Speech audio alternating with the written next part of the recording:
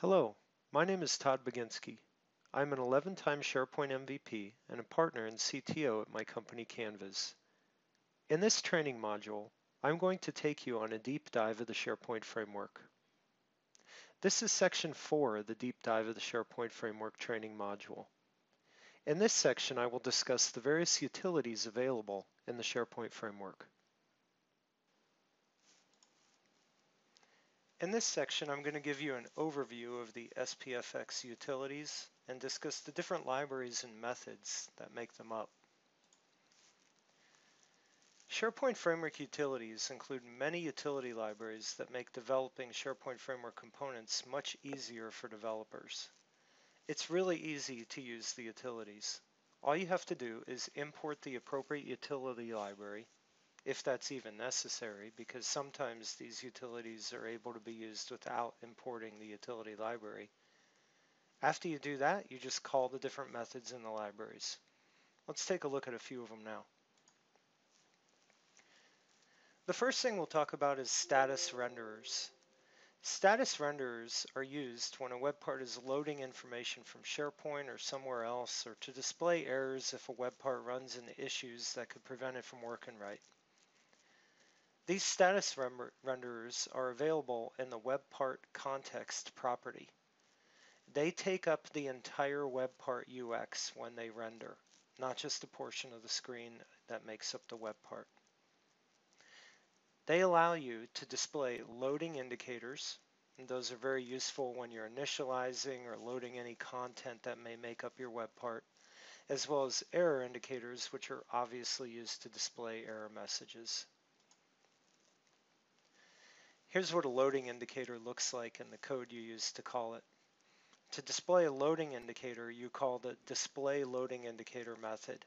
Here's an example of where you can see I do that. It's this.context.statusRender.display loading indicator. I pass in the DOM element where I want it to appear, and then the message that I want to show. On the flip side, if I want to clear that loading indicator, I call clear loading indicator, and then I just pass in the DOM element where that loading indicator was loaded to clear it from the screen. We also have error indicators. Error indicators are also very easy to use. As you can see, they follow the same pattern. This.context.statusRenderer.renderError. Again, I pass in the DOM element where I want it to appear, and then my error message, and that then appears in the UI as you can see here. Again, clearing it, very easy. I just call the clear error method, and I pass in the DOM element of the error I want to clear out, and it disappears from the screen. The lodash utility library can be used to perform operations on all kinds of different objects like arrays, numbers, strings, etc. The SharePoint framework includes a subset of the lodash utility library. It's been pared down so it doesn't have everything lodash comes with, but it gives you a smaller set of it that you can use for these types of common operations. And it has a smaller payload there, so it loads quicker than the full lodash library. To use it, this is one that you'll actually need to reference and import into your SharePoint Framework library in order to use it. You can see the line of code here I used to import. It's import escape, find index from Microsoft/sp-lodash-subset. Once I've got that imported, then I can use it. So you can see an example here of how I've imported pardon me, the find index method from the lodash library, and how I'm using it here to actually find the index of a value by invoking that find index method. You will see this find index code in the web part that I demo as part of this module. It's also part of the lab manual for this module as well. We can also interact with page display modes as part of the utilities that are included with the SharePoint framework. In classic pages, it's important to note that a page in a web part can be at different modes at the same time, but in a modern page, the page and the web part are always in the same mode. To determine which page display mode you're in, you have to import display mode from @Microsoft/sp-core-library. After you've done that, then you can reference this .display mode, as you can see in the code here, to determine, in this case, if I'm in edit mode. So if I'm in edit mode and that's the display mode, then I'm going to emit you are in edit mode, else I'm going to emit you are in read mode. And the last line of code here writes out that page mode constant to the screen. I mentioned before that in a classic page, the page and the web part can be in a different mode at the same time. So here you can see in the top left where the page is not in edit mode and the web part shows them in read mode. In the bottom left, I have the page in edit mode and the web part is not in edit mode, so it still tells me I'm in read mode. On the right, the page is in edit mode and the web part is in edit mode, so it shows me that I am in edit mode. So there's a lot of different combinations you have to consider and how you may want your web part to appear in various combinations here, and that's where you can use this page display mode capability to show you how that is working at that time, and then write code to render the appropriate user interface. In a modern page, the pages and the web part is always in the same mode. So you can see indicated by the red box around the edit button that page is in read mode and the web part indicates that is the case. However, on the right screenshot, the page is in edit mode. That's why you can see the red box around save and close at the top, which indicates I'm editing this page at this point in time. And here you can see at the bottom, the web part definitely tells me that's the case, and it says you're in edit mode.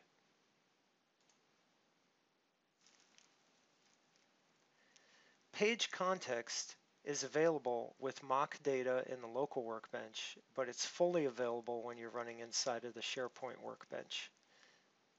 You can access many different properties from the page context, including the web's title, the absolute URL of the web, the server relative URL of the web, as well as the user's login name.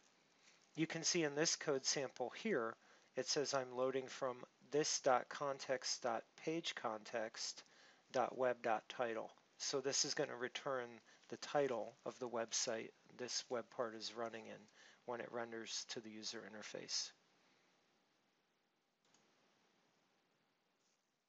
Here you can see examples of page context.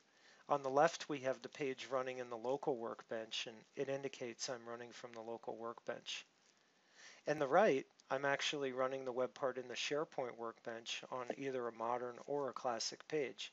And here you can see, because I do have that SharePoint context, that I'm able to get the name of the title for the web part, or for the web that the web part is executing in, and it says loading from team site, which is the name I gave to that site it was running in.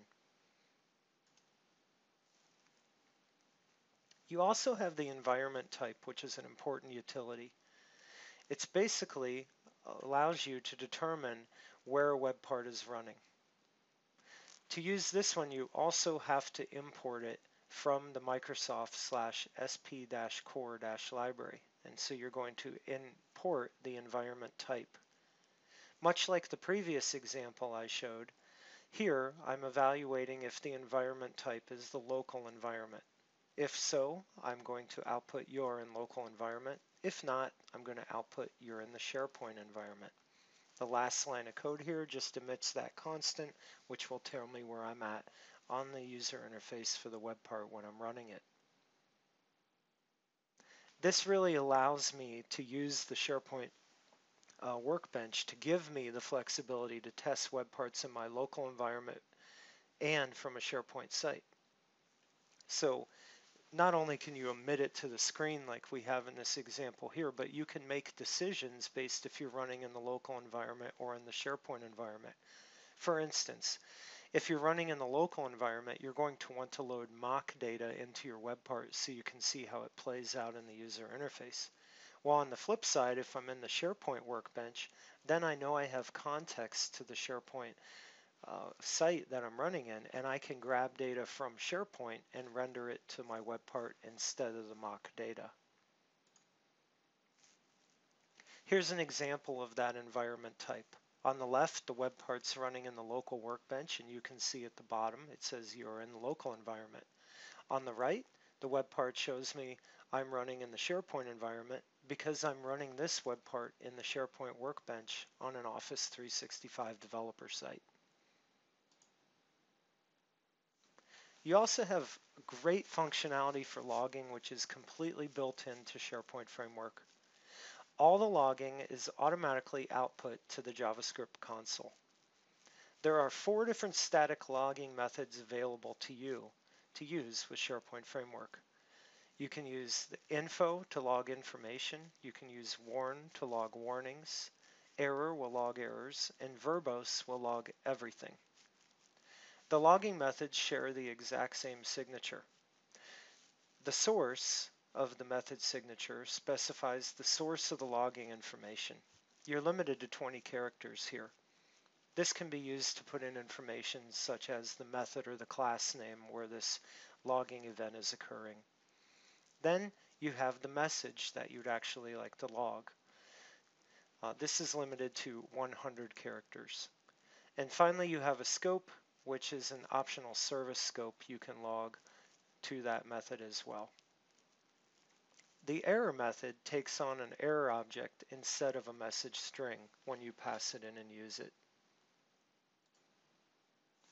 Let's take a look at what some of this code looks like in practice.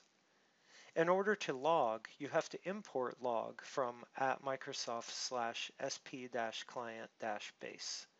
After you do that, here you can see the different ways that I'm using log.info, log.warn, log.error, and log.verbose to write out different messages to the JavaScript console. If you look in the developer console at the bottom right of the screenshot, you'll see the different messages that I have logged with these 4 lines of code with my logging object.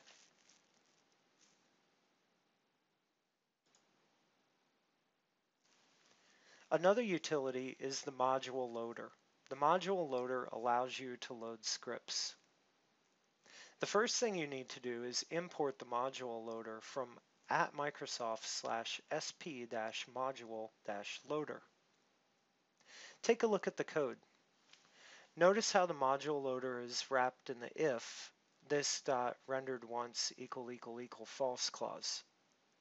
The render function of a client-side web part is called initially whenever a web part is added to the page, but also every time a web part property is changed in the property pane. Because we only want to load the scripts with the module loader one time, we use the render once property to verify that the web part is rendering initially and then load the required modules. When loading jQuery using the module loader, we load it as a global script associated with the jQuery variable. Also, as we're loading the simple jQuery plugin, we need the global variable which the plugin is using to add itself to jQuery. Because the plugin is not an AMD module, the jQuery variable must be available in the global scope. Also note that after loading the jQuery and before loading the plugin, we store the reference to jQuery in the this.jQuery variable. We will need it in our custom render contents function to instantiate the plugin in the web part.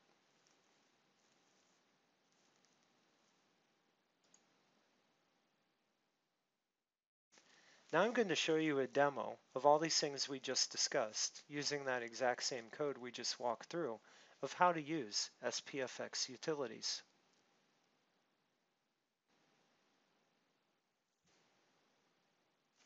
I'm going to walk you through that code that we just talked about now and give you actual demonstration of this stuff running. I've taken the web part for module 2, Hello World web part. You can find this in the demo folder. It's the same one you create if you walk through the lab manual for this exercise. And I've opened up the web part class, Hello World web part.ts, you see right here. The first thing to note is my imports at the top here from the SP core library. I've imported the version, display mode, environment, environment type, and the log capabilities. So I'm going to use some of those now. The first one I'd like to point out here is how I have the loading indicator working. So if we come down to our code here a little bit, and we're inside of our render method here, my loading indicator actually gets fired here. This context status render display loading indicator, and I'm going to pass in the message here to it, and while it's loading, next thing I'm going to do is I'm going to clear my loading indicator, and then inside of that I'm going to throw an error message and I'm going to catch it. And when I catch that error message, I am going to then call render error, and I'm going to render it to the screen, and then I'm going to clear that error out. So watch as I refresh this web part page here, you will see my error message appear. Once the web part gets going, there it is. Then I clear it away, and then now I have written it out. So that is how I displayed my loading indicator, and then my render error, and then I cleared my error out. So as you can see, that's very simple to do, and there's not much code associated with that either. Now I'm going to walk you through how we use the lodash subset utility library. The first thing to point out, as I mentioned before, was we need to import the capabilities we want from the SP lodash subset here. So I'm going to import escape and find index here so I can use them later.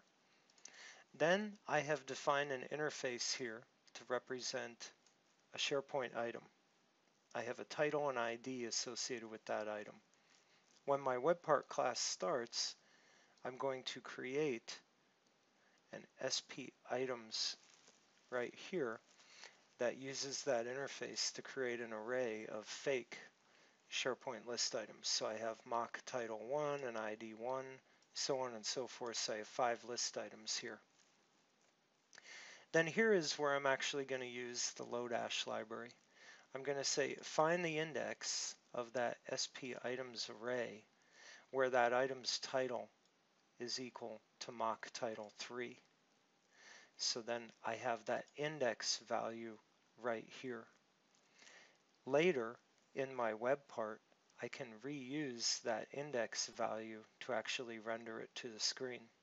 So you can see here in my render method, my code outputs the index of mock title 3 is, and then there is my index. So we can also see that on the right side of the screen here in my web part as well.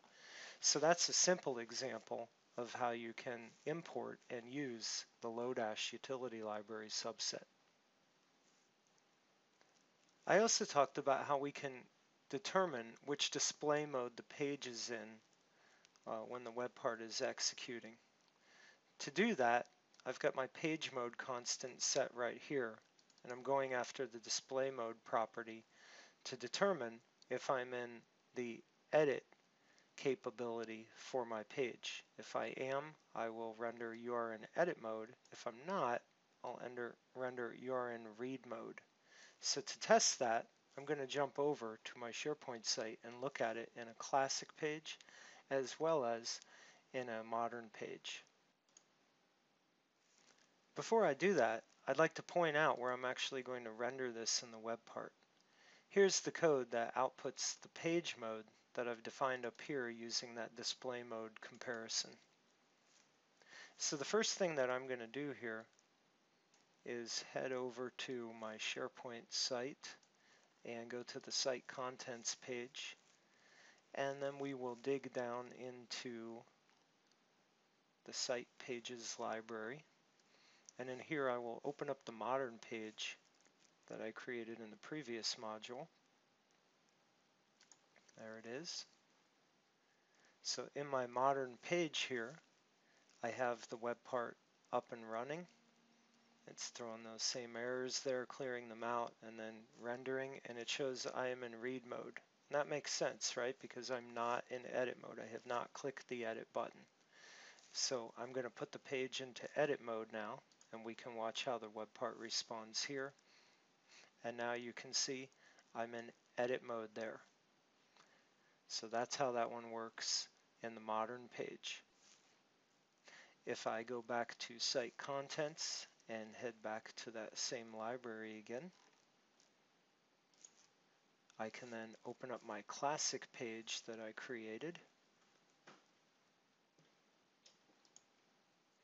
And here is my classic page.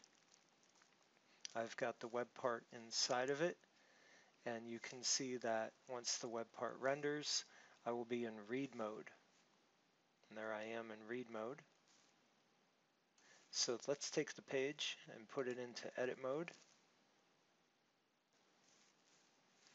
Remember how I talked about how the pages and the web part can be in different modes in the classic page? Well, here's a good example. I'm in read mode still, but as you can see, I'm editing the page.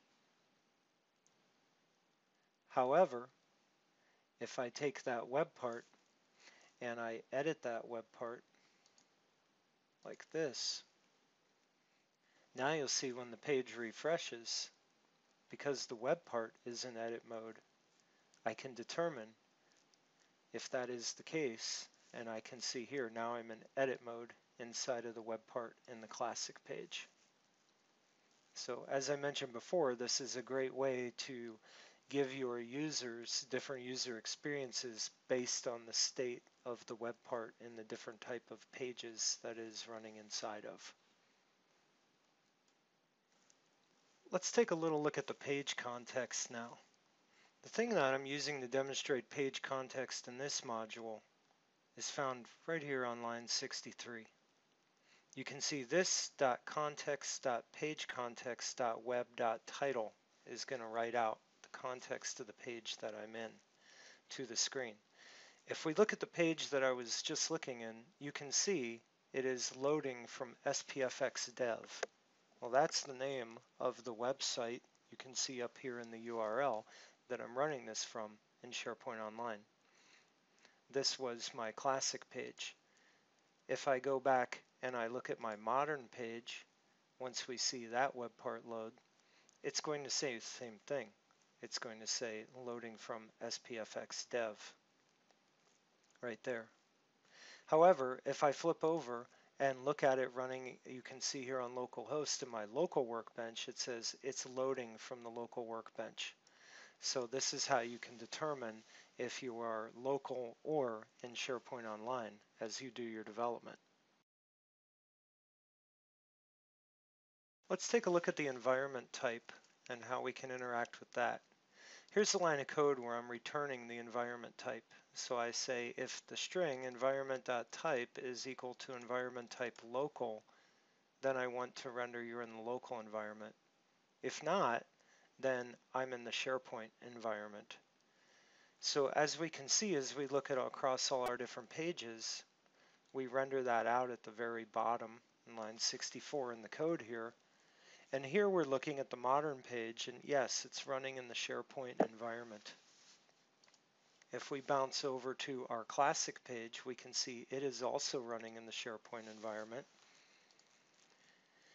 If we look here, this is my local workbench. I'm running in the local environment.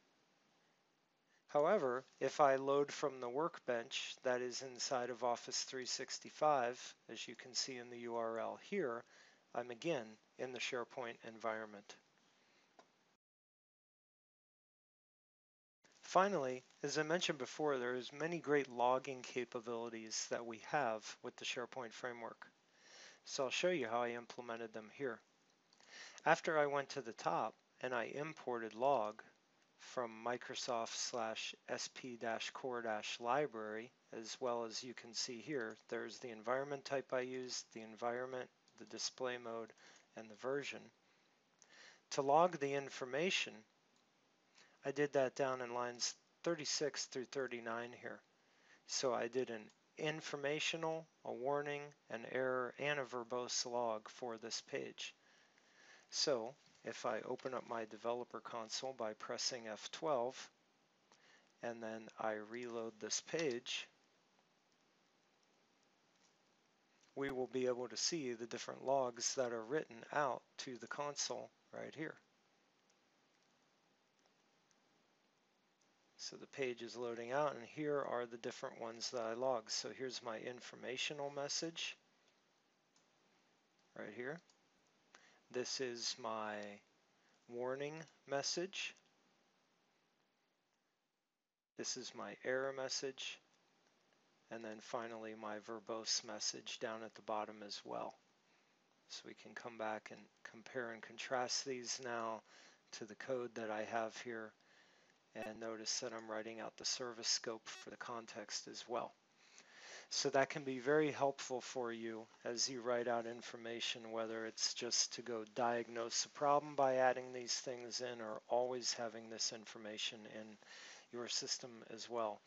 You can combine these different things with page mode, environment type, and then log accordingly depending when you are at in your code and what information you need to write out at that point in time.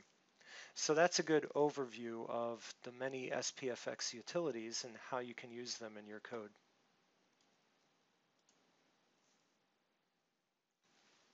In this module, I provided you an overview of SharePoint Framework utilities, and I walked you through the different libraries and methods that are available for you to use.